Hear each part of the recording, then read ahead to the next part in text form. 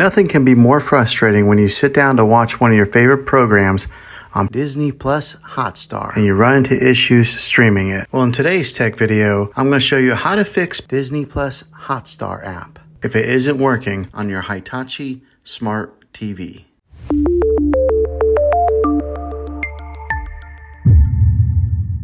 Let's see if we can fix your problems and get your Disney Hotstar back up and running as quickly as possible. The first one, it's the easiest one to try, and that's to unplug your TV from the wall outlet and wait 60 seconds. Now don't be impatient here, wait the whole 60 seconds, then plug it back in. This is very different from turning your TV on and off with your remote control. This is what we call a hard reset of your TV, so make sure you do this method. If that doesn't work, then find your router that is giving you Wi-Fi and unplug the power to that for 60 seconds. Then plug it back in. If it fixes it, great. If not, let's go ahead and move on to the next method. Try deleting Disney Hotstar on your TV. Go to wherever the apps are located on your system and remove the app altogether. Then reinstall Disney Hotstar again. After you reinstall it, you might have to log back in with all of your credentials, but hopefully this will work. And if that doesn't work, then I recommend buying an affordable Roku stick, Fire Stick, or Apple TV 4K and plug that into your TV and use that as your main streaming player. And you'll be able to access Disney Hotstar that way. I'll put links in the description down below of where you can get one. So there you have it, folks.